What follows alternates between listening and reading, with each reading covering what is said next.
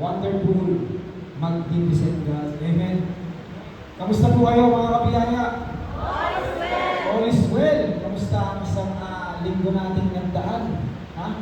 Kamusta po ang ating mga pagtahak sa mundong ito? Naniniwala ko na hindi po ganun madali, pero nagiging madali dahil nandyan palagi ang ating Panginoon at ang kanyang biyaya. Amen? Palakpakan natin ulit ang Panginoon. Hallelujah! Alright, I believe meron pa po tayong mga kasama na paparating pa lang because we understand na bigla po bumubuhos ang ulan. At ang iba kapag umuulan ay nananalangin na huwag nang tumigil upang hindi mapagsimba. May iba naman na umulan bumagyo, basta magsisimba ako. Gusto talaga nila sa presensya ng Panginoon. Amen. At may mga tao naman na sabi nga ni Pastor Jerry, sapagkat ang mga mananampalataya katulad ng asin, kapag umulan, baka malusaw. Kaya kapag umulan, hindi sila makalabas. Ang ginagawa nila, online na lang muna basta. Anyway, just kidding. Masaya po ba na tayo narito? Amen. Alam ko na tayong lahat po ay handa na. Handang-handa palagi sumamba sa Panginoon, sa Espiritu at katotohanan. Kung gusto niyo po mga kabiyaya, nakakaramdam kayo ng init, you can take water, okay? Wala pong problema yan. Gusto nyo, magkape kayo. Wala pong problema yan. Everything is free because we are freely forgiven. Alright, this afternoon, as you all know, hindi na po natin patatagalin ito dahil mahaba-habang talakayan at pag-aaral po ang ating gagawin. Kaya naman, excited na ba kayo? Sige nga, tanongin mo ang kasama mo. Sabihin tanongin mo, excited ka na ba? Ha? Kung excited ka na, simulan na natin to. You know the battle cry. 1, 2, 3. I am a full grace learner. Once again, minsan pa. I am a full grace learner. Wow, let us learn. Learning more. Learn more. Learn something new because God's grace is always new. Sige po, tayo po muna ay manalangin, yumuko, at ating po ito may pagkakatiwala sa ating Panginoon.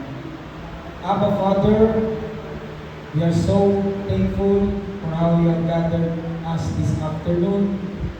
Thank you, Jesus, for the cross. Worthy is the Lamb who takes away the sin of the world. You are worthy of it all. You deserve all the glory, all the honor, the highest praises and adoration. Aming Ama, marami pong salamat dahil sa hapon na ito o sa araw na ito, niloob mo po na kami ay matagpuan mo muli sa iyong bahay-sambahan kung saan kami ay nagpupuri, nagpapasalamat at sumasamba sa iyo sa Espiritu at katotohanan. Salamat po, pagbago-bago panahon, hindi po ito naging hadlang upang kami ay tumanggap ng mayamang biyaya na nagmumula sa iyong salita. Patuloy po namin pinagkakatiwala sa iyo ang aming masayang aralin. Salamat po aming patuloy na dalangin na kami po ay iyong turuan. Buksan mo po ang aming spiritual na mata, spiritual na pagdinig, upang aming makita at marinig ang nais mo at ang mensahe mo sa amin sa hapon na ito. Salamat sapagkat ang tunay na guro ay ang banal na Espiritu. Naniniwala kami, dinideklara namin ang iyong salita. You declare, Lord, it is not by might nor by power, but by your Spirit. Everything that will be said and done, Father, ito po yung magbibigay lang ng kapurihan sa iyong banal na pangalan at pagpapala sa bawat isang naririto. Ito po ang aming panalangin at may pasasalamat sa pangalan po ng aming Panginoong Jesus tayo lahat ay magsabi na Amen and Amen. Isa pa po natin palakpan si Lord. Thank you, Jesus. Alright, tayo pong lahat ay nasa series or part 20 ng ating pag-aaral. Ang ating pong serye na binabagtas ay overcoming the world with the Word. Do not forget that. The only way we can overcome the world is through the Word of God, through the Word of Jesus Christ. Marami na pong nagtaka na talunin ng mundo, pero lahat ay nabigo. Pero anong sabi ng Panginoon? Take heart, I have overcome the world. Ang sabi ng Panginoon, nung siya po ay malapit nang bumalik sa Ama, in this world, you will have many troubles. Troubles. Marami po. Pero ang mabuting balita ng ating Panginoon, take heart, do not be afraid, I have overcome the world. Sipin niyo po yung puso ng ating Panginoon. Alam niya hindi natin kakayanin. Dahil mahal tayo ng Ama, mahal tayo ng Panginoong Jesus. Ginawa niya yun alang-alang sa atin. Upang masasabi natin sa buhay na ito, salamat po. Napagtatagumpayan natin ang mga bagay-bagay dahil ang Diyos na mabuti ay hindi tayo iniwan. In fact, siya po ang gumawa para sa atin. Amen po ba? Marami natin palakpakan ng ating Panginoon. Thank you, Lord. And under that, isa po sa ating serye na binabagtas na aralin ay the benefits of enjoying or studying God's Word. Magbalik-aral po tayo mga kabiyaya. Ito naman ay hindi na po bago sa atin. Kailangan pa bang i-memorize yan? Bisyo na to. Magandang bisyo to, hindi yung bisyo na masama. Ang bisyo ng pagbabalik-aral ay magandang ginagawa po. Alright, ang ating pong pinag-aralan, as you all know, last few weeks ago, ating pong tinalakay ang 4 Gospel at tatalakayin pa po natin yan. Ang unang libro na ating tinalakay ay Book of Matthew. Kilala niyo na si Matthew, siya po ay isang tax collector. Siya po ay maniningil ng buwis. At noong unang panahon po, noong panahon ng Hudyo, alam niyo po ba yan ang pinaka-kinaayawan sa kanilang lipunan? Ang mga maniningil ng buwis. Sila po ay kinaayawan, kinamumuhian, sapagkat marami sa kanila ang nagagalit sa mga tax collector, sapagkat ito yung mga mapagsamantala. So si Matthew po, siya ay isang tax collector. Pero nung siya po'y tinawag ng Panginoon, nabago po ang kanyang buhay. Amen po. At kapag pinag-uusapan po ang Book of Matthew, ay pinoportray po, isinulat ni Matthew, yung Book of Matthew, through the inspiration of the Holy Spirit. Habang ito'y sinulat niya, napapansin po natin at bumabasa natin that Book of Matthew refers Jesus as King of the Jews. Again, pag narinig nyo ang Book of Matthew, it portrays Jesus as, sabay-sabay po, hindi ko marinig, 1, 2, 3, as King of the Jews. Siya po ang hari ng mga Hudyo. Siya po ang hari ng mga hari at Diyos ng mga Diyos. Siya rin po ang hari ng ating buhay. Last Sunday po, natalakay na natin yung chapter 1, yung unang Sunday, and then last Sunday lang ay binagtas po natin yung chapter 5 up to 7. Ano mo lang po, meron po ba tayo natututunan sa salita ng Diyos? Nakikita po ba natin si Jesus sa kanyang salita? Kasi po kung hindi po natin makikita si Jesus sa kanyang salita, baliwala po ating ginagawa. Ang mahalaga ay makita natin si Jesus sa kanyang salita at marinig natin o malaman natin ang biyaya niya sa ating buhay. Chapter 5 up to 7, marami po tayong natutunan. We're not going to discuss it again, but nag-iiwan po tayo ng mga thoughts, mga revelation, o mga message. Diba? Nakalagay po doon, remember this. Kaya nga, remember this. Yun yung nakalagay po doon. Isa po doon, natutunan natin, diba? Sinimulan yung chapter 5 ng Beatitudes. Blessed are the poor in spirit. Blessed are the merciful. Blessed are the peacemakers. Marami po. So, nag-iwan po sa atin ito ng mensahe that through God's grace, we can experience true happiness. What kind of happiness? True happiness by living according to the kingdom principles revealed in the Sermon on the Mount. Si Jesus po ay nagturo. Okay? Siya po ay nangaral mula sa kautusan, pero pinakita niya ang kanyang biyaya. May mga prinsipyo po na natutunan po tayo. Sapagkat kung makikita po natin na titignan, napakaganda talaga. Isang bagay po, ang sabi ng Panginoon, blessed. Sinimulan niyo po ang blessed are the poor in spirit, for theirs is the kingdom of heaven. Ibig sabihin po, mapalad ang mga mahihirap o tinitignan nila na ang kanilang kalagayan ay sugdulan, hiwalay sa Panginoon. Umaasa lang sila, mapalad ang umaasa sa Diyos para sa kanilang kaligtasan. Mapalad po. Another thing to remember is God's grace empowers us to reflect His kingdom, ang kanyang kaharian as the salt and the light of the world. Jesus said, you are the salt of the earth and you are the light of the world. Maliwanag po yan na dapat po nating alalahanin na tayo na kay Kristo, nasa atin ang biyaya ng Diyos, nagiging asin tayo. Kaya kapansin nyo, kapag minsan, ikaw ay kasama mo yung mga kaibigan, o kasama mo yung mga kamag-anak, o minsan nasa lugar kayo, na nagiging pagpapala ka kapag nandun ka, para masaya pagkakasama kanila. Bakit?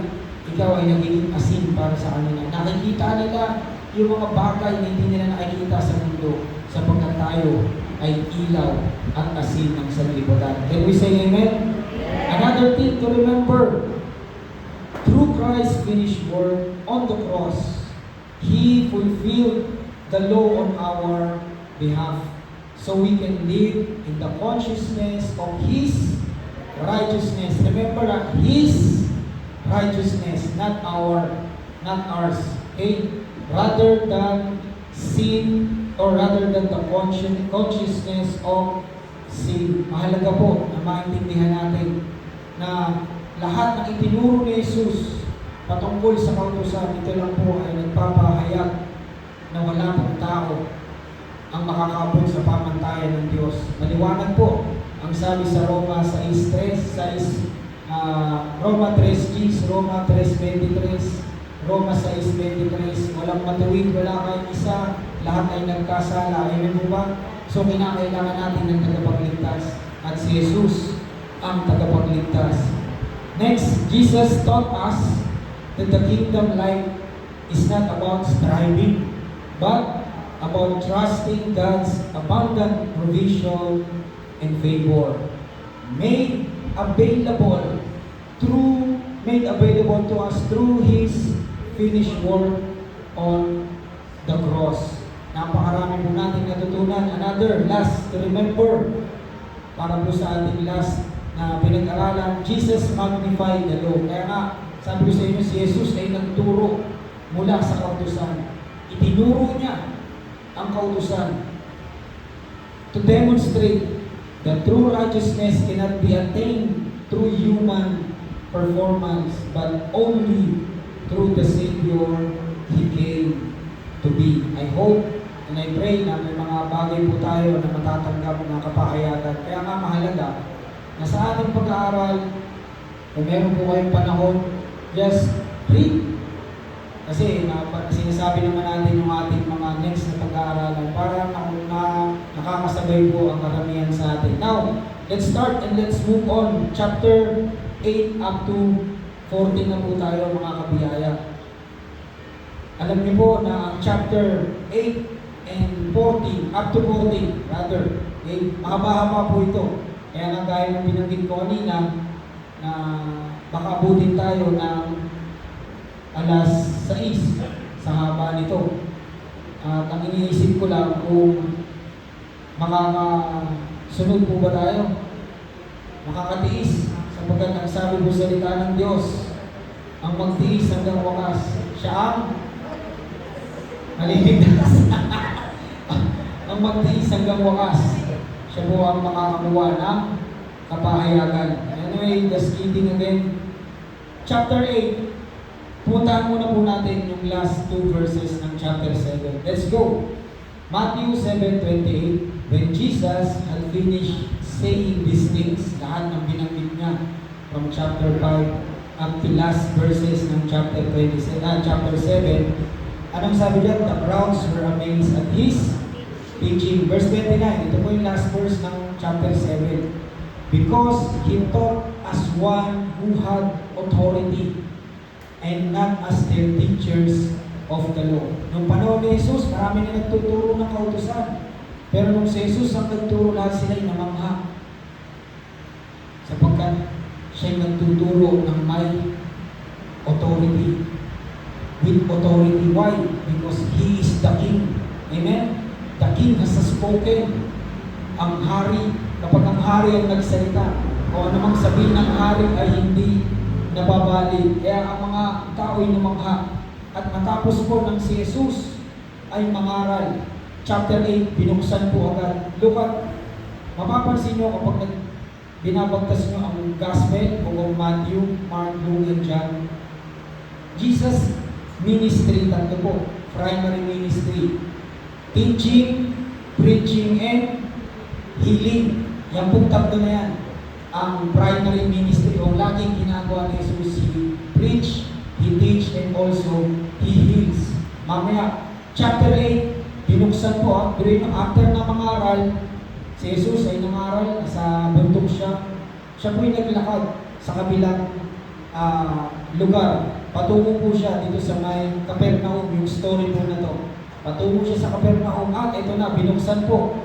Chapter 8, verse 1 to 2. When he had come down from the mountain, okay, si Jesus tapos na magturo, bumaba na.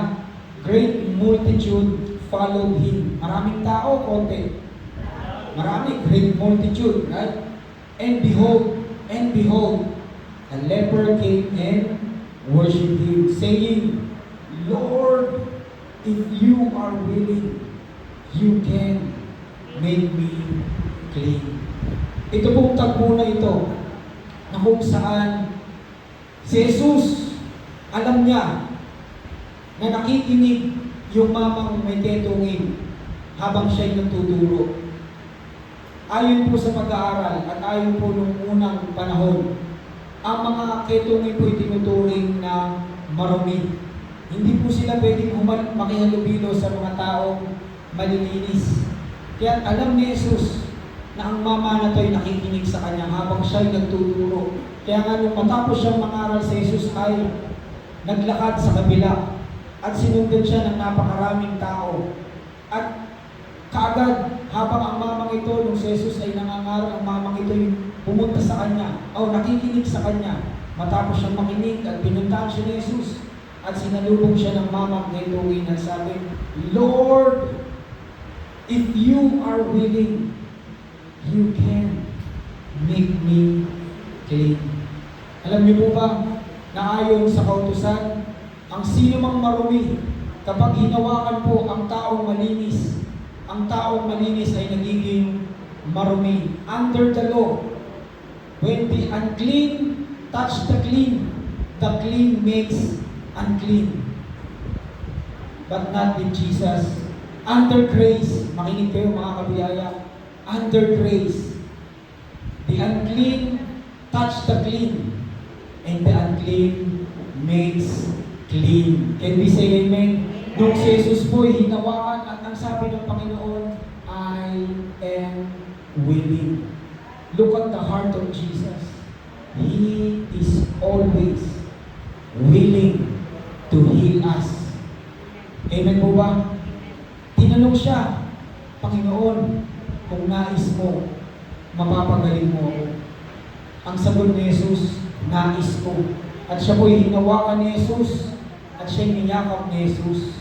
Yun po'y pagpapakita ng puso ng isang hari, puso ng Diyos na mabuti. Diba kung minsan nananalangin tayo na parang ang dating, Lord, kung malooban mo, kung gumaling, gagaling ako. Lord, kalooban mo po ba akong gumaling? Dito po yung mama, tinanong siya. Tinanong niya ang Panginoon at sabi niya, Lord, if you are willing. Alam po ng mamang ito na kaya siyang pagalingin ng Panginoon. Pero ang pumasok sa isip ng mama, kung willing po ba ang Panginoon? Anong sagot ng Diyos? I am willing. Be clean. Verse 3, Then Jesus put out his hand and touched him, saying, I am willing. God is saying to us this afternoon, anumang sakit meron tayo, I am willing to heal you. Amen po ba? Palakpakan po natin ang Panginoon. Jesus always, in fact, hindi po siya walang condition. Sapagkat alam ng mamang ito, hindi siya karapat-dapat. That's the beauty. Yan po ang hinahanap ng biyaya ng Diyos. Kung alam mo hindi ka karapat-dapat, kasi merong iba, di ba, mga Kristiyano, Lord, naglilingkod ako. Pagalingin mo ako dahil naglilingkod ako. Ang totoo niyan, kahit hindi ka maglingkod, kalooban ng Diyos, gumaling ka. Ito po bang mama na to may nagawa na sa buhay niya? Wala. Hindi nga siya makalapit sa mga taong malilinis. Hindi nga siya makalapit sa kanyang anak sapagkat pag nahawakan niya ang kanyang anak, ituturing yung kanyang anak na marumi. Wala pong makakahawak man lang under the law. Sapagkat kapag hinawakan mo, ituturing ka rin marumi at ikaw ay papatuin hanggang sa mamatay. Pero nung hinawakan ni Jesus ang marumi, ito'y naging malinis at gumaling. Di ba't ganun din ang ating buhay? Nung natagpuan tayo ng biyaya ng Panginoon, nagbago, nalinis ang ating buhay. Amen po ba? Palakpakan natin ang Panginoon. Huwag natin pagdudahan. Nais ng Diyos. Jesus always willing to heal us. Can we say amen again? And verse 4, Jesus said to him, see that you tell no one, but go your way, show yourself to the priest, and offer the gift that Moses commanded as testimony to them. Bakit pag si Jesus ay nagpapagaling ang sinabi na huwag mong sabihin sa iba, pumunta ka at ipakita mo? Do you know why? Bakit kaya sinasabi ni Jesus, ipakita mo? Sapagkat nais po ng Diyos na makita sa atin ang resulta ng kanyang tinapos na gawa. Makita sa atin ang kabutihan ng Panginoon. Hindi yung sinasabi mo lang. Dapat makita sa atin yan. Sabi ng Panginoon, see, you tell no one, go, show yourself. Kapag tayo po ay nasa ibang lugar, na ipapakita po ba natin kung tayo Kristiyano talaga? Nasasabi po ba natin na tayo mananampalataya ni Kristo? Na tayo tumatayo sa kanyang tinapos na gawa?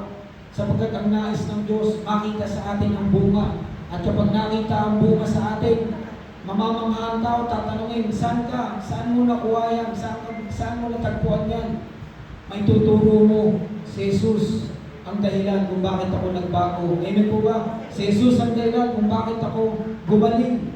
Sapagkat kung alam mong hindi ka karapat-dapat, ang biyaya ay nararapat para sa iyo. Grace is for those people who do not deserve. Ang biyaya po ay para sa hindi karapat-dapat.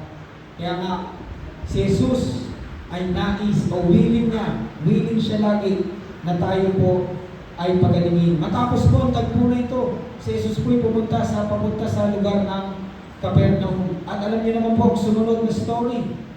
Right? Dumating po isang centurion. Meron siyang alagad na may sakit. Babasahin po natin ang verse.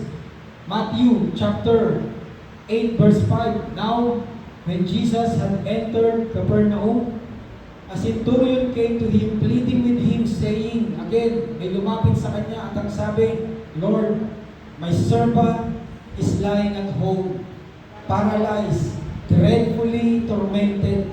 And Jesus said to him, I will come and heal him. But Lord, sabi ng centurion, the centurion answered and said, Lord, I am not worthy that you should come under my roof, but only speak a word and my servant will be healed. Maliwanag po ba? Ang sabi po ng centurion na ito, Panginoon, hindi po ko karapat-dapat napuntahan niyo man lang. I'm not worthy that you should come under my roof, only, ano pong sabi doon? Only speak a word. Ang sabi po ng Panginoon nung marinig niyo ito, wala akong natagpuan kasing dakila ng ganitong pananampalataya. Ang sabi niya, great is your faith. 2 beses lang po si Jesus namangha sa pananampalataya. At ang katotohanan po nito, ang dalawang tao nito, ang isang babae po ay Canaanite woman. Ang isa po ay itong centurion na to. Ang sabi ng Panginoon, wala akong nakita sa buong Israel na ganitong klase ng pananampalataya. Bakit po? Sa tingin nyo, bakit namangha si Jesus? Ang sabi nga ni Jesus, I will come. Pupunta na nga si Jesus pero ano sabi niya, Lord, di po ako dapat. Just say the word. Ang paniniwala po ng dalawang tao na binanggit ni Jesus, great is your faith. Hindi po sila aware sa 10 Commandments. Hindi sila aware sa kautusan. Aware sila kanino? Kay Jesus. Sapagkat alam nila si Jesus ang nagpapagaling, hindi ang kautusan. Amen po ba? Alam nila ang kautusan. Ng mga tao doon sa Israel o sa Capernaum, alam nila ang kautusan. Pero hindi nila nararanasan ang kagalingan. Bakit? Si Jesus ang tunay na nagpapagaling. Hindi dahil hindi nila alam ang kautusan, alam po nila.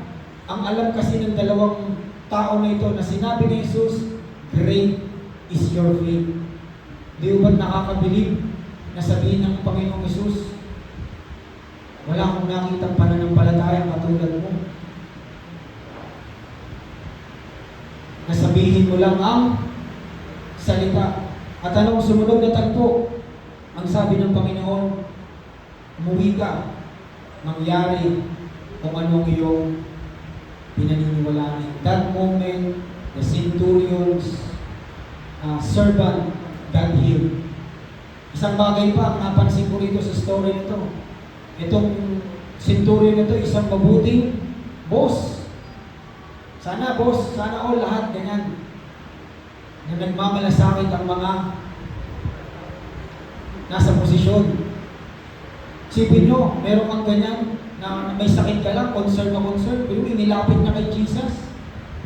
Lord, pagilingin mo. Eh yung iba, pag may sakit, alis na, alis. Wala na pasok. Ako, bayad na lang, resign na. Hindi na kaya, wala na. Pero itong mama natin, sipin nyo, gano'n siya kabuti sa kanyang alagad. Sana ganito ang matagpuan ng mga kabiyaya na boss. He is willing to do everything for his servant. Another thing, matapos po ng tagpo na ito, si Jesus naman po ay pumunta. Papunta siya sa Capernaum at dumalaw siya sa bahay ni Pedro.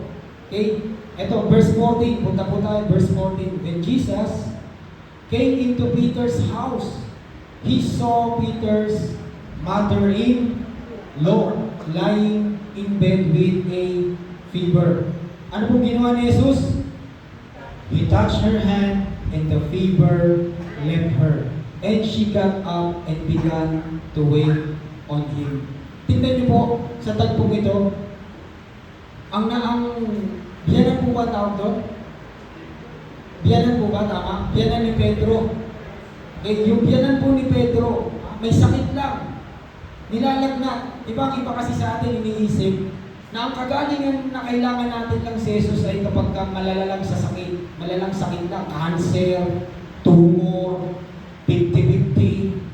Pag tinganingan na, doon mo lang, Lord, naniniwala. Ba't di natin kayang paniwala na kahit lagnat lang ayaw ni Jesus? Amen po ba? Dito lang sa tagpo na to, ang nanay po, ang biyanan ni Pedro ay may sakit lang, fever. May sakit lang. Lagnat lang. Pinagaling po ba ni Jesus? Hindi. Pinagaling. Kaya, sasabihin ko po sa inyo ang mensahe na kahit lagnat lang, ayaw ni Jesus magkaroon tayo. Bakit? Sapagkat yan ay hindi galing sa Kanya. Siya ang nagpapagaling. Kaya kahit lagnat lang ang kinig mo, Panginoon, salamat sa iyong mga sugat. Ako'y magaling na. Amen po ba? Palakpakan natin ang Panginoon. That even at your loved ones, kaya mahalaga po na gumawa tayo ng tinatawag na prayer connect. Kahit lagnat po, ipag-pray nyo. Ay pag lumala, doon lang kayo nagpapabasa ng Bible. Doon lang kayo napapapray. Pero pagka biogesic lang. Alam niyo po ba na ang sakit, ang malalang sakit sa nagmumula? Sa lagnat.